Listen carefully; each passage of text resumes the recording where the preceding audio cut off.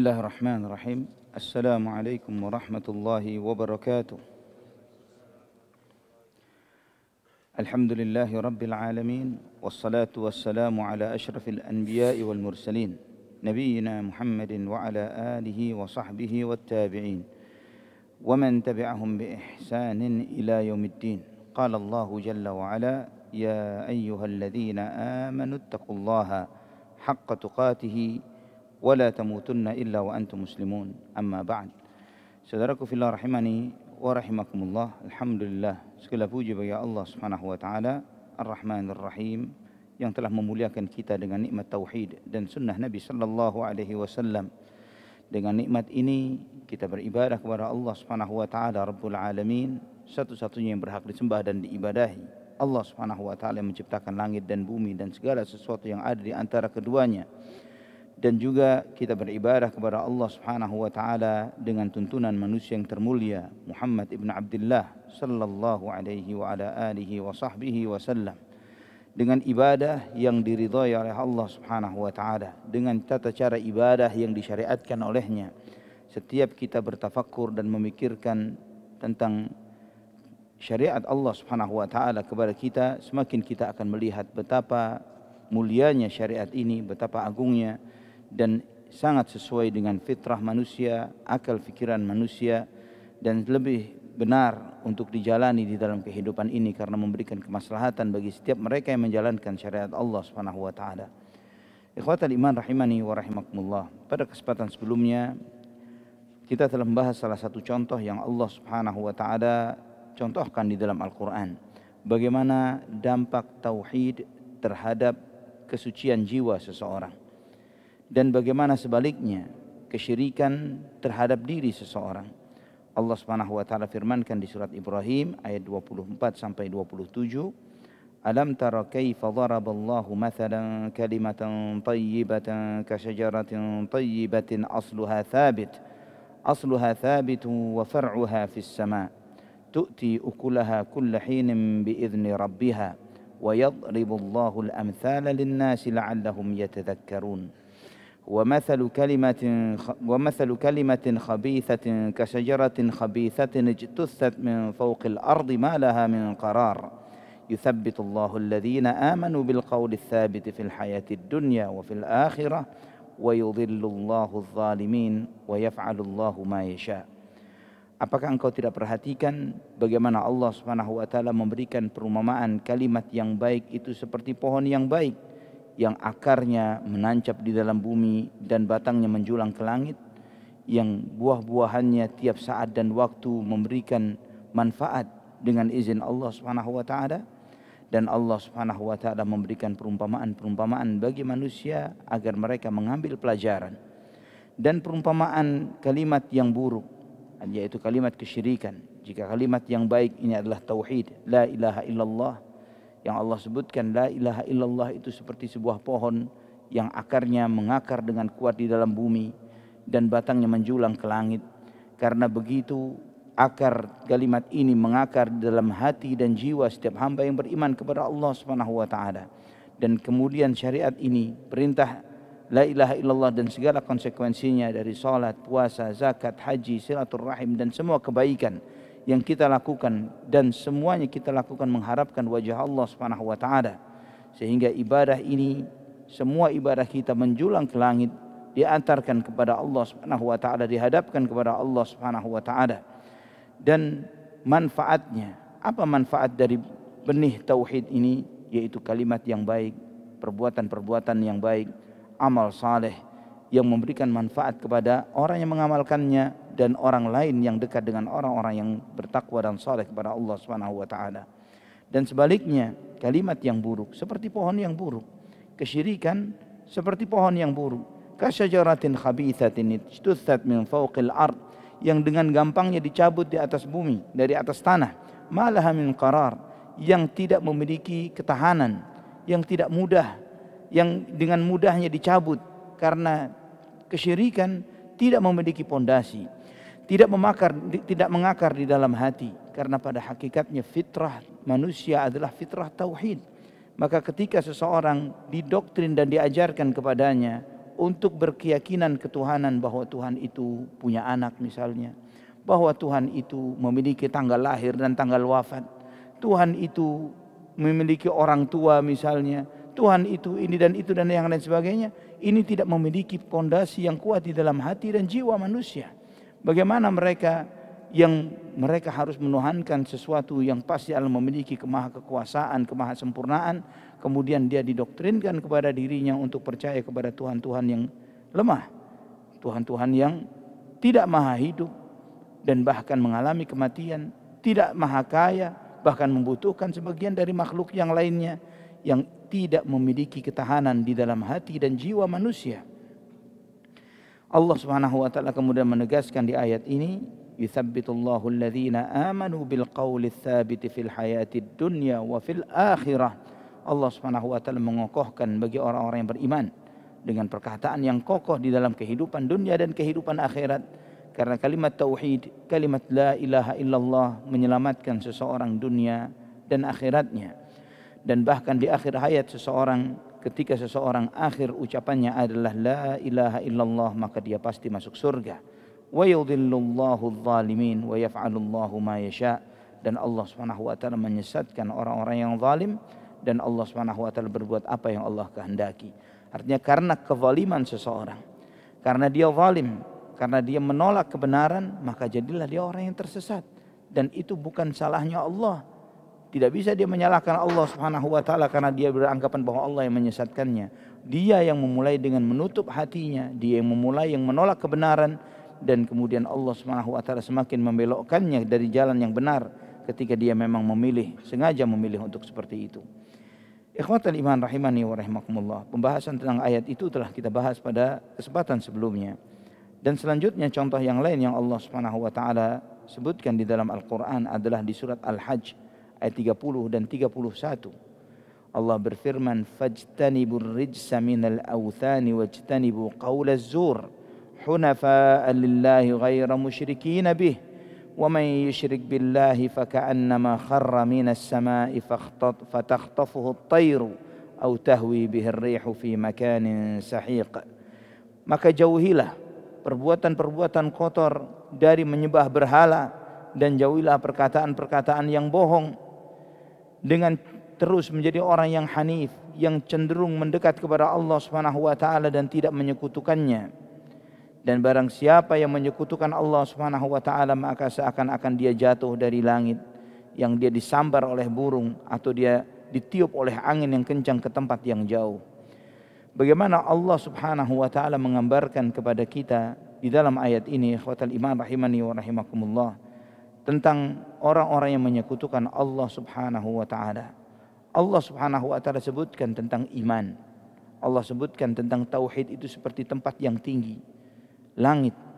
Dan bagaimana syirik itu orang yang jatuh dari tempat yang tinggi. Karena orang yang mentauhidkan Allah Subhanahu wa taala adalah orang yang mulia. Tidak ada kemuliaan yang melebihi ketika kita diselamatkan dari beribadah kepada makhluk-makhluk ciptaan Allah. Apakah makhluk itu malaikat, ataukah makhluk itu nabi atau manusia dengan sosok nabi misalnya, atau bahkan misalnya menyembah binatang, atau menyembah batu dan pohon dan yang lain sebagainya, merupakan makhluk-makhluk ciptaan Allah Subhanahu wa taala. Tidak ada kehinaan yang lebih hina melebihi seseorang yang menghinakan dirinya dengan mempertuhankan makhluk-makhluk yang sebagiannya bahkan diciptakan oleh Allah Subhanahu wa taala untuk kemaslahatan manusia di kehidupan dunia. Dan tidak ada kemuliaan yang lebih hebat melebihi ketika kita dimuliakan oleh Allah untuk meninggalkan semua sesembahan itu dan hanya beribadah kepada Rabbul Alamin, kepada Tuhannya seluruh alam semesta yang menciptakan kita, menciptakan seluruh orang nenek moyang kita, menciptakan seluruh makhluk apapun yang ada di muka bumi. Ikhwatal iman rahimani wa rahimakumullah. Di dalam ayat ini Allah Subhanahu wa taala menyebutkan kesyirikan itu seperti orang yang jatuh dari langit, yang mereka terhempas ke muka bumi dengan seluruh tubuhnya yang remuk, yang hancur, atau yang seperti burung yang mencabiknya dan menerkamnya. Dan ikhwatal iman rahimani wa rahimakumullah, mereka yang melakukan kesyirikan, mereka tidak memiliki pondasi yang kokoh dan kuat, berbeda dengan pondasi tauhid yang Allah Subhanahu wa taala tanamkan di dalam hati seorang yang beriman kepada Allah Subhanahu wa taala. Maka Allah sebutkan di awal ayat ini, fajtanibur rijsa minal authan. Tinggalkanlah perbuatan-perbuatan buruk, yaitu menyembah berhala-berhala. Wajtanibu qaulaz zur, dan jauhilah perkataan yang bohong. Karena tidak ada perkataan yang lebih bohong melebihi perkataan orang yang mempertuhankan Tuhan-Tuhan selain Allah. Dia menganggap makhluk sebagai sesembahan, makhluk dia jadikan sebagai Tuhan yang dia sembah selain Allah Subhanahu wa taala. Dan kemudian dia membangun kebohongan-kebohongan itu dengan kebohongan-kebohongan tambahan, dengan merayakan hari-hari yang dianggap sebagai hari besar, hari raya, untuk merayakan dan melestarikan kesyirikan-kesyirikan mereka. Para ulama ketika menyebutkan tentang perkataan bohong atau bersaksi palsu di dalam ayat-ayat Al-Quran, seringkali mereka menisbatkan hal itu dengan perayaan hari-hari raya orang-orang kafir, hari-hari yang dirayakan oleh mereka. Karena mereka merayakan kebohongan. Bagaimana mereka merayakan misalnya hari raya lahirnya anak Tuhan, sedangkan Allah Subhanahu wa taala tidak beranak, lam yalid wa lam yulad, tidak beranak dan tidak diperanakkan. Dan kemudian mereka secara masif merayakan hari raya lahirnya anak Tuhan. Ini adalah suatu kebohongan. Dan setiap mereka yang merayakan kebohongan mempersaksikan kebohongan, menjadi saksi-saksi palsu atas kebohongan terbesar yang Allah Subhanahu wa taala sampaikan, takadus samawati yatafattarna minhu wa tanshaqqul ardu wa takhirrul jibalu hadda. Hampir-hampir sang langit itu terbelah, bumi itu hancur, dan bumi ini gunung-gunung terbelah, dan bumi ini runtuh. Karena apa? Anda'u lirrahmani walada. Ketika mereka mengatakan bahwa Allah Subhanahu wa taala yang Maha Pengasih, yang memberikan rahmatnya kepada seluruh makhluk di langit dan di bumi, mereka mengatakan bahwa Allah Subhanahu wa taala memiliki seorang anak. Ikhwatal iman rahimani wa rahimakumullah. Juga kita melihat bagaimana Allah Subhanahu wa taala menunjukkan kepada kita betapa tidak kokohnya pondasi kesyirikan itu dengan fatakhtafuhut tayr, maka itu seperti disambar oleh burung atau ditiup oleh angin di tempat yang jauh. Ikhwatal iman rahimani wa rahimakumullah, beberapa waktu yang lalu Anda sempat diskusi dengan seorang yang berharap ingin insyaallah mudah-mudahan menjadi seorang muallaf. Dia ingin bertanya banyak tentang agama. Anda sampaikan kepada yang bersangkutan, kebetulan dia beragama Nasrani. Anda tanya banyak hal tentang agama mereka. Saya tanya, Anda menuhankan Nabiullah Isa alaihissalam. Mukjizat apa yang paling hebat yang pernah Anda baca tentang Nabi Isa alaihissalam di dalam kitab suci Anda? Menghidupkan yang mati. Jelas, menghidupkan yang mati. Bisa bacakan ayatnya? Dibacakan, Anda bacakan ayatnya, karena alhamdulillah Anda sedikit paham tentang agama mereka.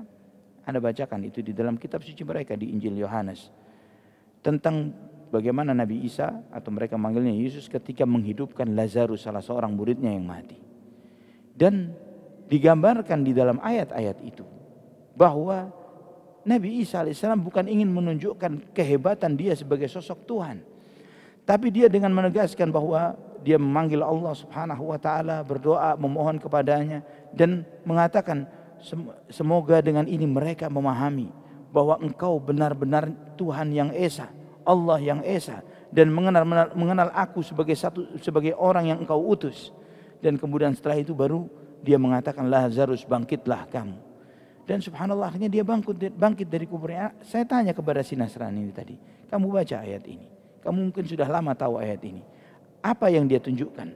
Apa yang ditunjukkan Nabi Isa alaihissalam dalam ayat ini? Apakah dia ingin menunjukkan bahwa dia seorang Tuhan, sosok Tuhan yang menghidupkan yang mati, atau sosok seorang nabi? Seorang nabi. Terang-terangan dia mengatakan seperti itu. Dan masih banyak lagi contoh yang lainnya. Dan ikhwatal iman rahimani wa rahimakumullah, itu menunjukkan bahwa kesyirikan tidak memiliki pondasi, tidak memiliki dasar sama sekali. Tidak ada satupun ayat di dalam Alkitab yang mengatakan bahwa Nabi Isa alaihissalam mengaku dirinya sebagai Tuhan dan minta untuk disembah. Contoh yang lainnya ikhwatal iman di dalam Al-Quranul Karim yang menjelaskan tentang kokohnya tauhid dan betapa labelnya kesyirikan, yaitu firman Allah di dalam surat Al-An'am ayat 125. Al-An'am ayat 125. Allah berfirman, "Faman yuridillahu an yahdiyahu yashrah sadrahu lil Islam, wa man yurid an yudhillahu yaj'al sadrahu dayyiqan harajan ka'annama yas'adu fis sama'. Kadzalika yaj'alullahu ar-rijsa 'alal ladzina la yu'minun." Dan maka barang siapa yang Allah inginkan untuk Allah berikan petunjuk kepadanya, maka Allah Subhanahu wa taala akan lapangkan dadanya untuk memeluk agama Islam. Dan barang siapa yang Allah Subhanahu wa taala ingin sesatkan, Allah jadikan hatinya sempit, dadanya sempit. Seakan-akan seperti orang yang naik ke langit. Demikianlah Allah Subhanahu wa taala menjadikan keburukan bagi mereka yang tidak beriman. Ikhwatal iman rahimani wa rahimakumullah.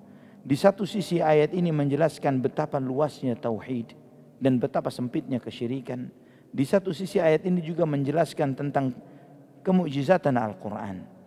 Bagaimana Rasulullah Sallallahu Alaihi Wasallam, seorang yang ummi, yang tinggal di tempat yang sangat panas di lembah-lembah kota Mekah, mengetahui bahwa tingkat oksigen itu semakin tinggi semakin sempit.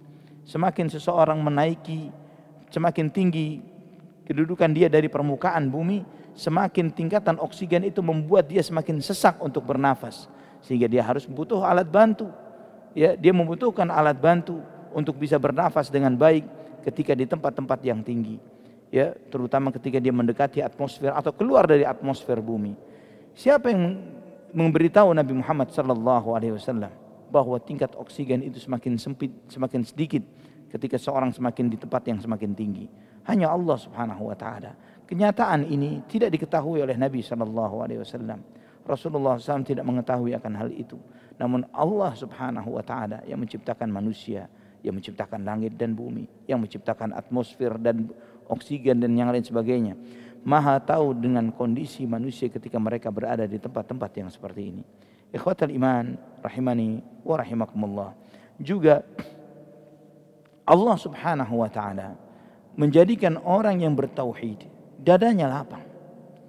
Mereka memiliki hati yang paling luas, karena hatinya tidak dibatasi dengan banyaknya sesembahan yang menurut keyakinan para penyembah-penyembahnya memiliki banyak aturan-aturan. Kamu jangan begini, nanti si penyembah yang kamu sembah si fulan akan menyebabkan kamu terjadi seperti ini. Kamu jangan begitu, yang nanti penyembah yang disembah yang lainnya akan seperti ini. Terus demikian.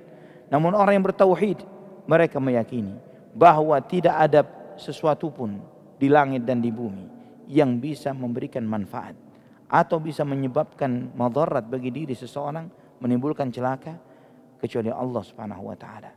Maka itulah yang ditanamkan oleh Allah Subhanahu wa taala dalam banyak ayat-ayat Al-Qur'an dan juga di dalam sunnah Nabi sallallahu alaihi wasallam, sebagaimana Nabi sallallahu alaihi wasallam ajarkan kepada Ibnu Abbas, "Fa'lam law anna al-ummata ijtama'u ala an yanfa'uka bi syai'in la yanfa'uka illa bi syai'in qad katabahu Allahu lak wa in ijtama'u ala an yadhurruka bi syai'in lam yadhurruka illa bi syai'in qad katabahu Allahu 'alaik." Ketahuilah, yakinilah, andai kata seluruh manusia sepakat untuk membelamu, untuk menolongmu, untuk memuliakanmu, mereka tidak akan bisa menolong, memuliakan dan menyelamatkanmu kecuali dengan apa yang telah Allah tetapkan untukmu. Dan demikian pula sebaliknya, andai kata mereka sepakat untuk mencelakakan dirimu, mereka tidak akan bisa mencelakakan dirimu kecuali dengan apa yang telah Allah tetapkan untukmu. Rufi'atil aqlam wa jaffatis suhuf. Telah diangkat pena-pena takdir dan lembaran-lembaran takdir telah kering. Ini jika ditanamkan di dalam hati seorang muslim, ikhwatal iman, dia akan menjalani kehidupan ini dengan penuh kelapangan, dengan penuh ketenangan. Dia tidak perlu mengkhawatirkan apapun, baik ancaman dari manusia yang terlihat atau yang tidak terlihat oleh manusia. Dia tidak perlu khawatir dengan itu semuanya, karena itu tidak akan terjadi kecuali dengan kehendak Allah Subhanahu wa taala. Kehidupan kita dibatasi dengan ajal, dan yang menentukan ajal adalah Allah Subhanahu wa taala. Maka Ali bin Abi Thalib radhiyallahu an Ketika beliau disampaikan kepada beliau bahwa banyak yang mengancam beliau untuk membunuh beliau, beliau mengatakan bahwa kita tidak akan mati kecuali dengan ajal yang telah Allah tetapkan untuk kita. Dan itu menanamkan dalam diri seorang mukmin bahwa dia tidak perlu mengkhawatirkan akan kematian, akan ancaman ini dan itu, selama dia menjadi orang yang baik, selama dia melakukan kebaikan-kebaikan. Matinya dia di saat dia melakukan kebaikan adalah suatu kemuliaan, seperti wafatnya beliau Ali bin Abu Thalib radhiyallahu anhu ketika beliau berangkat ke salat untuk melaksanakan salat subuh, kemudian dia dibunuh oleh orang-orang Khawarij. Di saat itu adalah kemuliaan bagi beliau, mati dalam keadaan syahid di jalan Allah Subhanahu wa taala. Sebaliknya, contoh yang lainnya itu Khalid ibn Walid radhiyallahu anhu. Yang Khalid ini selalu di medan perang, selalu berada di depan, selalu berharap untuk mati syahid di jalan Allah Subhanahu wa taala. Tapi Allah Subhanahu wa taala takdirkan beliau tidak mati di medan perang. Maka ketika di akhir hayatnya, di tempat tidurnya beliau meratap, beliau menangis. Ketika ditanya, "Kenapa engkau meratap? Kenapa engkau menangis?" "Saya Khalid ibn Walid." Yang dikatakan saifun min suyufillah, salah satu pedang Allah Subhanahu wa taala. Tapi kenapa saya mati seperti seorang pengecut di atas tempat tidur? Dia mengatakan, matiku seperti seorang pengecut di atas tempat tidur. Dia berharap mati di medan perang. Namun Allah mentakdirkan dia tidak mati di medan perang. Walaupun tidak pernah berbalik arah. Ketika jenazahnya dimandikan, semua bagian tubuhnya, bagian depannya ada sayatan pedang atau bekas tusukan dan lain sebagainya. Lebih dari 70 bekas luka. Yang semuanya di bagian depannya, tidak ada di punggungnya sama sekali. Yang menunjukkan Khalid terus maju dan tidak berharap untuk mundur atau berbalik arah. Namun Allah tidak mentakdirkan beliau mati. Dan ketika sebagian sahabat mengatakan, "Ya Khalid," menghibur beliau ketika beliau menangis seperti itu, "Anta saifun min suyufillah." Engkau pedang di antara pedang-pedang Allah Subhanahu wa taala. Dan pedang Allah tidak akan patah di medan perang. Pedang Allah tidak akan patah di medan perang. Itu di antara hikmah kenapa beliau radhiyallahu anhu tidak mati di medan perang. Ikhwatal iman rahimani wa rahimakumullah. Dan sedangkan sebaliknya, orang yang berbuat kesyirikan, orang yang di dalam kesesatan, mereka ini seperti orang yang sempit dadanya. Semakin sempit dadanya dengan semakin kesyirikan. Karena setiap perbuatan syirik membuat dia banyak pantangan-pantangan di dalam hidupnya. Jangan begini, nanti begitu. Mau keluar rumah harus banyak aturan. Mau menikahkan anak harus menghitung hari dan tanggal. Ya, hari sial, hari beruntung dan yang lain sebagainya. Ingin melakukan peresmian suatu acara tertentu, membuka gedung atau membuka suatu acara perusahaan dan lain sebagainya, harus pakai aturan-aturan. Dan selalu seperti itu. Banyak pembatas-pembatas untuk hidupnya karena kesyirikan yang dia lakukan. Berbeda dengan orang yang mentauhidkan Allah Subhanahu wa taala, yang hanya Allah Subhanahu wa taala saja yang dia harapkan. Dan semakin seseorang itu dekat dengan Allah, semakin dia mentauhidkannya, semakin Allah bukakan jalan-jalan kebaikan untuknya. Allah berfirman dalam surat Muhammad ayat 17, "Walladzina ihtadaw zadahum hudaw wa atahum taqwahum." Dan orang-orang yang mengikuti jalan petunjuk, semakin ditambahkan petunjuk baginya dan Allah semakin tambahkan kepadanya ketakwaan untuknya. Sedangkan sebaliknya, mereka-mereka yang jauh dari Allah Subhanahu wa taala, mereka semakin dikuasai dengan kesyirikan yang mereka lakukan, semakin dikuasai oleh syaitan di dalam hati mereka, maka itu semakin mencekik mereka, semakin mencekik kehidupan mereka. Allah firmankan di dalam surat Al-Mujadalah ayat 19, "Istahwadha 'alaihimus syaitanu fa'ansahum dzikrallah, ulaika hizbus syaitan, ala inna hizbas syaitani humul khasirun." Mereka dikuasai, digoda oleh syaitan yang membuat mereka lupa dari mengingat Allah Subhanahu wa taala. Semakin dia berpaling dari Allah, semakin dijauhkan oleh Allah Subhanahu wa taala, semakin dikuasai oleh syaitannya. Merekalah para pengikut-pengikut syaitan. Ketahuilah sesungguhnya mereka yang menjadi golongannya syaitan ini pasti adalah orang-orang yang merugi. Ikhwatal iman rahimani wa rahimakumullah. Di antara contoh yang lain yang Allah Subhanahu wa taala sebutkan, yaitu di dalam surat An-Nur ayat 39 dan 40. Allah Subhanahu wa taala sampaikan kepada kita, "Walladzina kafaru a'maluhum kasarabin biqi'ati yahsabuhu adh-dhama'anu ma'a, hatta idza ja'athu lam yajidhu syai'an wa wajadallaha 'indahu fawaffahu hisabah wallahu sari'ul hisab. أو كظلمات في بحر لجي يغشاه موج من فوقه سحاب ظلمات بعضها فوق بعض إذا أخرج يده لم يكد يراها ومن لم يجعل له نورا فما له من نور. Dan orang-orang yang kafir, amal-amal mereka seperti fata morgana di tanah yang datar, yang dia sangka air oleh orang-orang yang dahaga. Tapi bila didatanginya air itu, dia tidak mendapati sesuatu pun di sana. Dan didapatinya ketetapan Allah yang ada di sisinya. Lalu Allah memberikan kepadanya perhitungan amal-amal dengan cukup.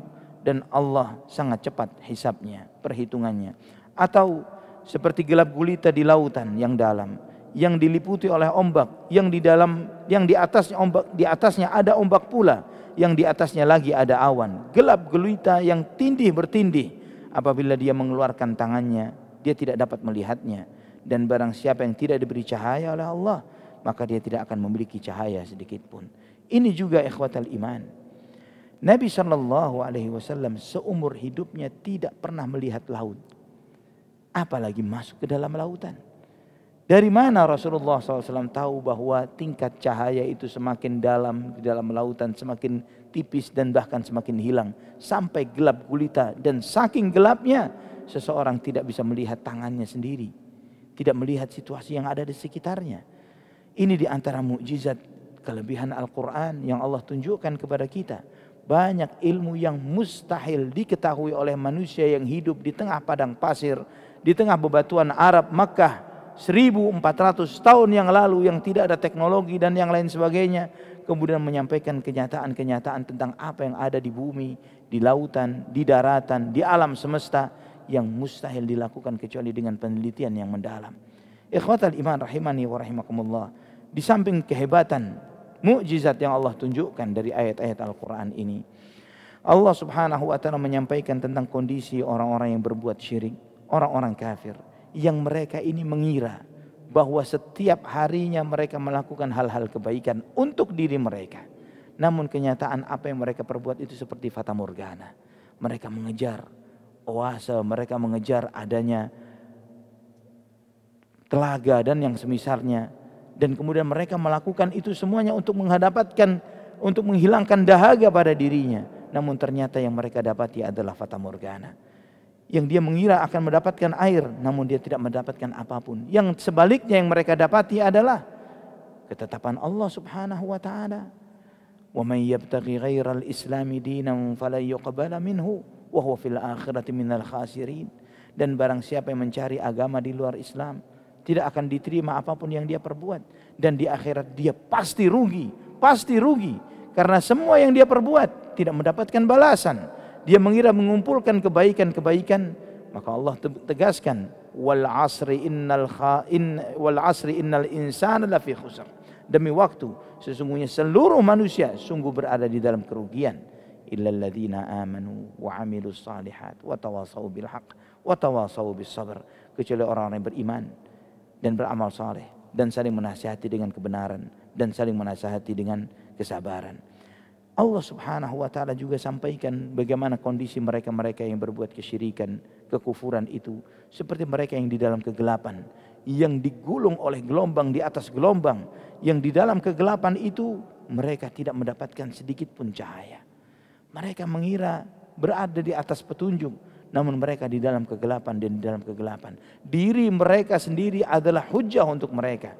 Fitrah yang ada di dalam hatinya mereka tahu bahwa yang mereka sembah tidak layak untuk disembah. Makhluk-makhluk yang lemah, yang bahkan diciptakan. Kemudian mereka sembah makhluk-makhluk yang diciptakan itu. Mereka sendiri sadar bahwa mereka menyembah sesembahan-sesembahan yang tidak benar. Ikhwatal iman rahimani wa rahimakumullah. Allah subhanahu wa ta'ala tutup ayat ini dengan wa man lam yaj'alillahu lahu nuran fama lahu min nur. Dan orang-orang yang tidak Allah berikan cahaya bagi mereka, bagaimana mereka memiliki cahaya? Cahaya itu datangnya dari Allah. Cahaya itu adalah cahaya tauhid yang adanya di dalam Al-Quran dan sunnah Nabi SAW.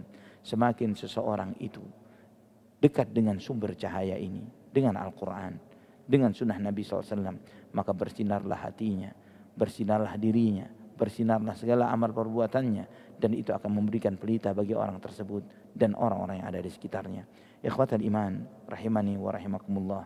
Masih ada beberapa contoh tentang penghentian jiwa seseorang yang insya Allah kita akan bahas pada kesempatan berikutnya. Semoga apa yang kita pelajari ini memberikan pencerahan bagi kita bahwa betapa beruntungnya kita kaum muslimin dengan nikmat tauhid yang Allah anugerahkan kepada kita.